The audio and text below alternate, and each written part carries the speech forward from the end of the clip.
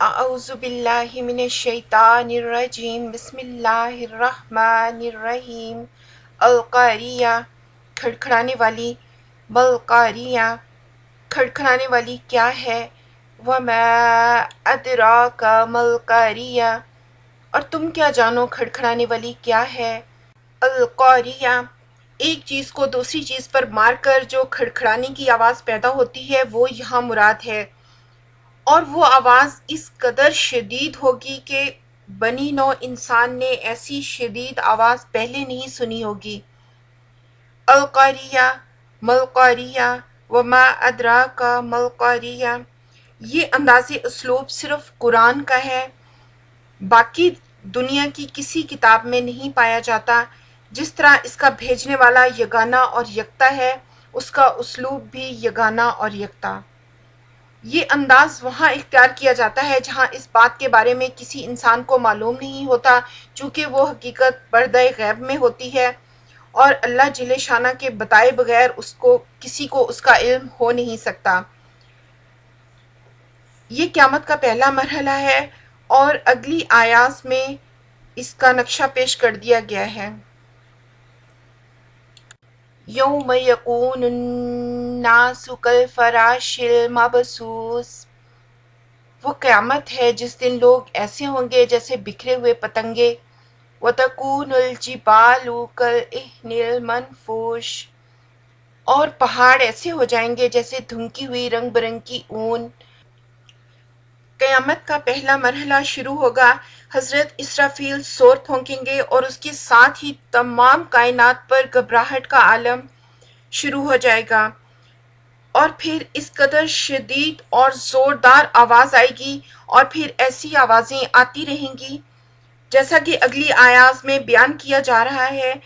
پہاڑ دھنکی ہوئی اون کی طرح اڑتے پھر رہے ہوں گے، اطمین کے کش ثقل ختم ہو جائے گی اور انسان پتنگوں کی طرح ادھر ادھر اڑتے پھر رہے ہوں گے، اور پہاڑ بھی دھنکی ہوئی رنگ برنگ اون کی طرح ادھر ادھر اڑتے پھر رہے ہوں گے، اور پھر سیاروں اور ستاروں کے درمیان جو کشش ہے وہ ختم ہو جائے گی اور سیارے اور ستارے ایک دوسرے کے ساتھ ٹکرانا شروع ہو جائیں گے۔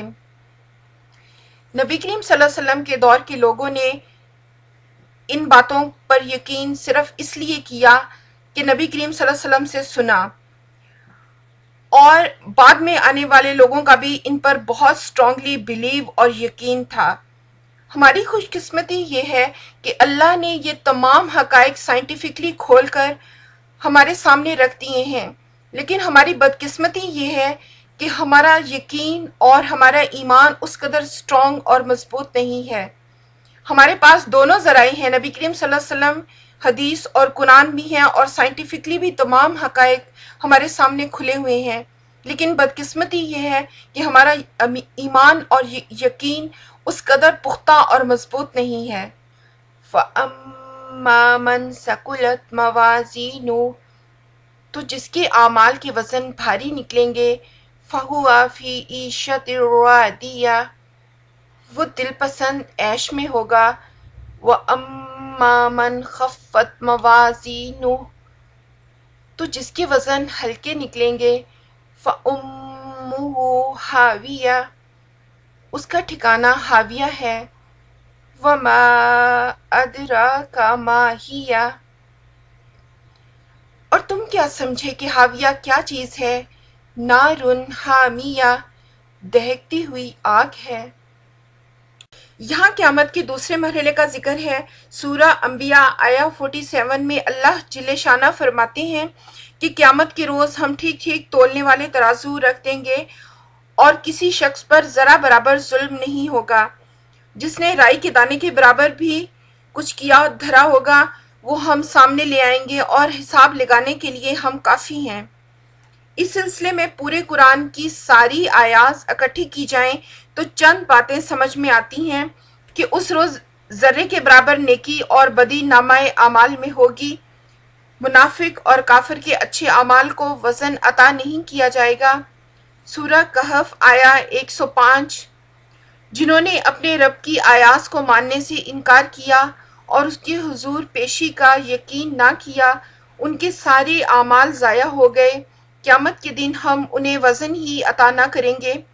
इससे मालूम हुआ कि अल्लाह के अहकाम मालूम होने के बावजूद अमल ना करना, बुराइयों का पता होने के बावजूद बुरे काम करते चले जाना और तौबा ना करना और ना छोड़ना इतना बड़ा गुनाह है कि मुनाफिक और काफिर के जो बड़े बड़े नेक काम होंगे, भलाइयों के पलड़े में उनका इतना भी वजन नहीं होगा कि वो झुक सके।